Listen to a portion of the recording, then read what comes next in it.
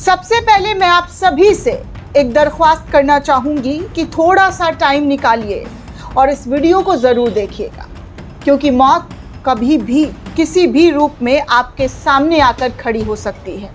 आपका गुनाह कितना होगा, आप कितने गुनहगार हैं, ये कानून, ये पुलिस प्रशासन से पहले नफरती गुंडे, नफरती झुंड आपका नाम पूछकर, आपका धर्म देखकर आपको मौत के घाट उतार देंगे।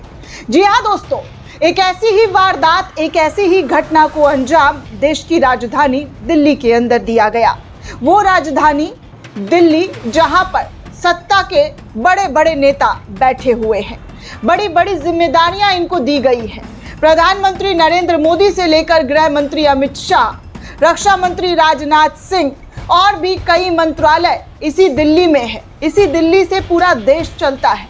लेकिन जिसको जिम्मेदारी दी गई है, जहां पर ट्रिपल इंजन की सरकार है, उस ट्रिपल इंजन की सरकार में क्या आपको पता है, मुसलमानों के साथ खून की होलियां खेली गई है, इतनी गोलियां चलाई गई, इतनी जुल्म सितम ढाए गए, किसी भी मेन स्ट्रीम मीडिया में आपको खबर दिखाई गई? इन अपराधियों के घर पर बुलडोजर चला, क्या हुआ? ज़ॉम्बी मीडिया पहुंची मुसलमानों के साथ, जिस तरीके का सुलूक किया जाता है माइक लगा लगा कर, क्या वैसे ही तथाकथित गैंग के लोगों के साथ माइक लगा लगा कर सवाल पूछना शुरू किया गया? क्या उन तमाम, जी हाँ, क्या उन तमाम लोगों को, बहुसंख्यक लोगों के सामने माइक लगा लगा कर उनको अपराधी करार दिया गया? उनके धर्म पर उंगली उठाई गई? ऐसा कुछ भी नहीं हुआ, क्योंकि ये धर्म मुसलमानों का है, ये घर मुसलमानों का था, मरने वाला मुसलमान है। तो यहाँ पर कानून, न्याय, इंसाफ थोड़ा अलग हो जाता है। फिर आपके घर पर बुलडोज़र नहीं चलते हैं, फिर आपके घर पर बुलडोज़र की कार्रवाई नहीं, मदरसों पर जो होता है, जिस तरीके से करता है कौन, भरता पूरा कौम है, वो सब दिखाई नहीं देता है, क्योंकि यहाँ पर बहुसंख्यक समाज के लोगों के ज़रिए इस तरीके की हरकत की गई। तो ऐसी खबर आपके सामने कोई नहीं लाएगा, लेकिन मैं आपको बताऊंगी कि कैसे मुसलमानों की जान की कीमत कितनी सस्ती हो गई है। मारने के बाद उनके परिवार वालों को क्या कहा जा रहा है ये भी बताऊंगी, तो आप कलप जाएंगे, आप थर्रा जाएंगे कि हम ऐसे समाज में रह रहे हैं जहां पर हमारी मौत कभी भी आ सकती है, किसी भी रूप में आ सकती है। कोई भी ऐरा गैरा नकथू खैरा आएगा, आपसे नाम पूछेगा, आप पर गोलियां तान देगा, आपको पीट पीट कर मार देगा, आपकी दाढ़ी नोच लेगा, आपका टोपी खींच लेगा। ये सब कुछ हो रहा है क्योंकि धर्म के आधार पर क्या क्या हो रहा है। बीते कुछ दिनों की भी कुछ खबरें मैं आपको दिखाऊंगी, कल आज की, तो उसमें भी आप देखेंगे कहाँ जुल्म रुक रहा है, कहाँ जुल्म की कोई तो हद होगी जहाँ पर रुक कर इंसाफ मिलेगा। लेकिन ऐसा दिख नहीं रहा है, ऐसा नज़र नहीं आ रहा है कि जुल्म की कोई हद होगी और वहाँ पर ये लोग रुक जाएंगे, थम जाएंगे और आप खुद को सुरक्षित महसूस करेंगे। क्योंकि इस देश के गृह मंत्री जब मुसलमानों को घुसपैठिया का लक़ब देते हैं, इस देश के प्रधानमंत्री मुसलमानों को घुसपैठिया की बातें करते हुए नज़र आते हैं, तो आप इनसे उम्मीद कर सकते हैं कि ये आपकी सुरक्षा की गारंटी लेंगे। बीते कई सालों से हिंदू मुसलमान हो रहा है ना, कितना रोक पाए ये भाजपा के लोग? कितना प्रधानमंत्री नरेंद्र मोदी ने अपने पार्टी के नेताओं को हटा दिया, जहां पर इनके पार्टी के नेता खुद बैठकर मुसलमानों को गाली देते हैं, विवादित बयान देते हैं, ऐसी ऐसी चीज़ें कहते हुए नजर आए हैं। खैर, सबसे पहले मैं आपको ये खबर दिखा दूं, सोशल मीडिया पर बताया जा रहा है कि ये देश की राजधानी दिल्ली के मुस्तफ़ाबाद की तस्वीरें हैं। इन छोटी छोटी बच्चियों को आप देख रहे होंगे जिनके पिता नहीं है अब इस दुनिया में, इनके पिता का साया इनके सर से छीन लिया गया है। दिल्ली में खूनी खेल ऐसा हुआ दोस्तों, ऐसा हुआ कि बदमाशों ने राशिद को 15 गोलियां मारकर मौत के घाट उतार दिया। वारदात के बाद उसकी बेटियों से कहा, जा देख, हमने तेरे बाप को मार दिया है। ऐसे अमित शाह के नाक के नीचे ये सब कुछ हो रहा है। मजबूत नेतृत्व के होते हुए ये सब कुछ हो रहा है कि बदमाश आते हैं, इनके पिता को 15 गोलियां मारते हैं और उनके बच्चों को, जी हाँ, उनकी बेटियों को बदमाश के ज़रिए कहा जाता है कि जा तेरे बाप को हमने मार दिया। अब ये लोग जो हैं इनकाउंटर की मांग कर रहे हैं। क्या इनके पिता के दोषियों को इनकाउंटर क्या होगा? एनकाउंटर किया जाएगा या नहीं किया जाएगा? जहाँ तक मुझे लगता है दोस्तों, जहाँ तक अगर मैं कहूँ दोस्तों, तो नहीं, कोई इनकाउंटर नहीं होगा, कोई इनकाउंटर नहीं होगा, क्योंकि धर्म देखकर आजकल कानून भी काम करता है। खैर, खबर ढूंढने की कोशिश की, क्या खबर मिला है आपके सामने रख रही हूँ। दिल्ली में जो राशिद हत्याकांड है उसके आरोपियों को पुलिस ने गिरफ्तार कर लिया है, और गिरफ्तारी से पहले आरोपी और पुलिस वालों के बीच जो है गोलीबारी हुई। इस दौरान 2 आरोपियों के पैर में गोली लगी है। जैसे मुसलमानों को लग जाता है ना, वैसा नहीं लगा है पैर में। राशिद की हत्या के बाद से दोनों आरोपी फरार चल रहे थे, कोई अता पता नहीं चल रहा था, लेकिन पुलिस वालों ने अब जाकर राशिद के हत्यारों को पकड़ा है। लेकिन इनके परिवार के लोगों का कहना है कि इनके पिता के हत्यारों का इनकाउंटर होना चाहिए, हर हाल में इनकाउंटर होना चाहिए, क्योंकि इनके पिता को मारा गया है।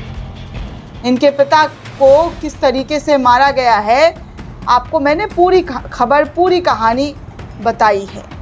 ऐसे मुसलमानों को मौत के घाट उतार दिया जाए, बिना किसी कारण के, बिना किसी चीज़ के उनको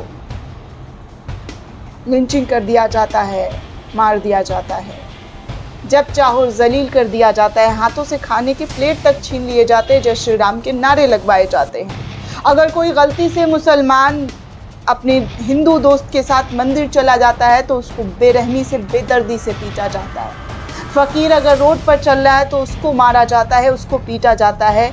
अगर आप फेरी वाले गरीब हैं, रिक्शा वाले हैं, तो आपका आधार कार्ड मांगा जाता है, आपको आपके घर से निकलने की धमकी दी जाती है। ये इसी भारत की तस्वीर है जहाँ पर मैं इन तमाम खबरों को बता चुकी हूँ, दिखा चुकी हूँ, और एक बार फिर से रिपीट कर देती हूँ, नए भारत में मुसलमानों के लिए मुझे नहीं लगता है कि कोई जगह है, क्योंकि अगर जगह होती तो आज मुसलमानों के साथ खूनी खेल नहीं हो रहा होता, मुसलमानों को के त्यौहार को लेकर बवाल नहीं मचाया जा रहा होता। चलिए आपको उत्तर प्रदेश के इन दरोगा साहब का बयान सुनवा देती हूँ। ये कैसे मुस्लिम समुदाय के घर पर जाकर कहते हैं, धमकाते हुए नजर आते हैं। सोशल मीडिया पर यह वीडियो काफ़ी वायरल हो रहा है, आप ये वीडियो सुन सकते हैं। मेरे बाप का नाम क्या है? रघु। ताजी आप रखते हैं 12 फीट। ये उत्तर प्रदेश सरकार का आदेश है, उत्तर प्रदेश सरकार माननीय मुख्यमंत्री जी का आदेश है कि 12 फीट से ऊपर किसी ताजिया नहीं है। अगर रहेगी तो उसके खिलाफ मुकदमा लिख के जेल भेजा जाएगा। ये स्पष्ट जान लीजिए, आप समझ गए? जी हाँ दोस्तों, कल से भारत के अंदर मुहर्रम का पहला तारीख था, यानी कि इस्लामी कैलेंडर के अनुसार नया साल मुसलमानों का, और इसको लेकर कुछ जगहों पर ताज़िया बनाया जाता है। लेकिन ताज़िया बनाने से पहले ही दरोगा साहब एक मुस्लिम परिवार के घर जाते हैं और उनको धमकाते हुए कहते हैं कि ताज़िया अगर 12 फुट का होगा, नहीं होता है तो उत्तर प्रदेश के सरकार का आदेश है कि नियम की उल्लंघन की तो जेल में डाला जाएगा। ये सब मुसलमानों के साथ हो रहा है। फिर आप कहेंगे कि इस देश के मुसलमानों को हम सबका साथ, सबका विकास, सबका विश्वास दे रहे हैं, तो मुझे नहीं लगता है कि ये सबका साथ, सबका विकास, सबका विश्वास जो है वो देते हुए नजर आ रहे हैं। बाकी आगे एक और वीडियो आपके सामने रख देती हूँ। ये वहशी, ये दरिंदा, इसके लिए जितनी भी घटिया अल्फाज निकाली जाए वो कम है। ये क्या कह रहा है पता है? देहरादून के बैरागवाला में हिंदू रक्षा दल का ये प्रदेश अध्यक्ष ललित शर्मा मुस्लिम समुदाय के खिलाफ कथित और अभद्र, आपत्तिजनक शब्दों का इस्तेमाल कर रहा है। कह रहा है कि अगर मुसलमानों ने हिंदुओं को मारा तो एक के बदले 4 को मारेंगे, और जो मुसलमान महिलाओं के गर्भ में बच्चे पल रहे हैं उनके गर्भ से, जी हाँ, उनके गर्भ से बच्चा निकाल कर, कम से कम गर्भ में पल रहे बच्चों का तो इज्जत कर लेते, उस माँ का तो सम्मान कर लेते। मुझे नहीं लगता कि ये लोग अपनी माँ बहनों का भी सम्मान कर पाते होंगे, क्योंकि जिस तरीके की घटिया अल्फाज, घटिया बातें इन लोगों के ज़रिए कही जाती है, ये क्या अपनी माँ बहन बेटियों का इज्जत करते होंगे? ये मुसलमानों की माँ का इज्जत नहीं कर पा रहे धर्म देखकर, तो ये अपनी माँ बहन बेटियों का इज्जत कर पा रहे होंगे। बात तीखी है दोस्तों, लेकिन क्या ऐसा ये कर पाएंगे? जिस तरीके के अल्फाज इन लोगों के ज़रिए नज़र आता है, और उसके बाद भी पुलिस प्रशासन इन लोगों को कुछ नहीं करती है।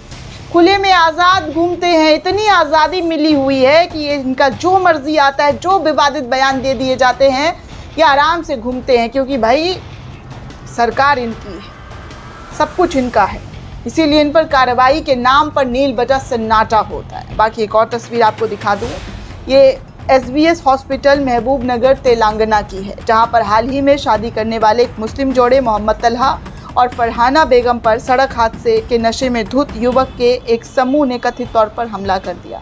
चश्मदीदों का दावा है कि फरहाना को इसलिए निशाना बनाया गया क्योंकि उसने बुर्का पहना हुआ था। हमले के दौरान उनके गहने भी छीन लिए गए। चश्मदीदों के अनुसार फरहाना बेगम को SBS हॉस्पिटल परिसर की ओर घसीटा गया और बार बार पीटा गया, जिससे उनकी पसलियों की हड्डी टूट गई और चोटें भी आईं। मोहम्मद तलहा और उनके चचेरे भाई के सर पर भी हमले के दौरान पीड़ितों ने कपड़े फाड़ दिए और उनके सर पर हमला किया और अपमानित शब्दों का जिस कदर, जी हाँ, इनके मुंह पर जिस कदर अपमानित करना था वो सब कुछ किया गया, हर अल्फाज इस्तेमाल कर दिए गए। बाकी और इधर सब रिसेंट खबर आपको दिखा रही, कोई पुरानी खबर आपके सामने नहीं रखा है, सारे नए खबर।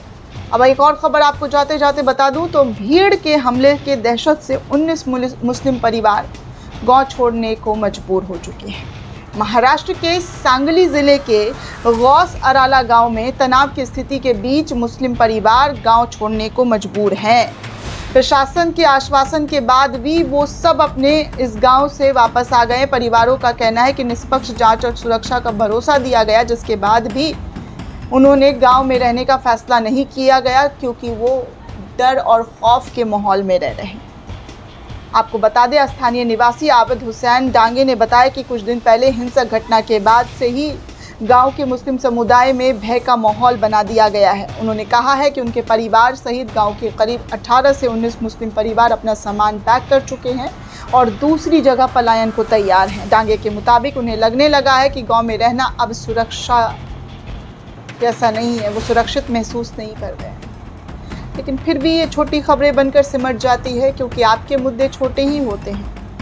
आपका धर्म देखकर आपको छोटा बना दिया जाता है, आपके धर्म को देखकर आपको अपमानित किया जाता है। यही इस देश के मुसलमानों का भविष्य है, क्योंकि मुझे कुछ अच्छा नज़र नहीं आ रहा है। हर दिन हेट क्राइम, हेट स्पीच। नतीजा क्या निकलता है? कुछ नहीं नतीजा निकलता है। कुछ खबरों में मौत हो जाती है, कुछ खबरों में घसीटे जाते हैं, कुछ खबरों में जख्मी पाए जाते हैं, कुछ खबरों में आरोपी बनाकर आपको खुद ही जेल की सलाखों के पीछे डाल दिया जाता है। इसीलिए मैंने कहा था कि मुसलमानों के लिए बेहद ज़रूरी खबर है। इस खबर को ज़रूर ध्यान से सुनिएगा। अगर अच्छा लगा हो तो लोगों तक ज़रूर पहुंचाइए, ताकि उन लोगों को भी पता चले कि आपकी स्थिति इस देश में क्या है। शुक्रिया दोस्तों।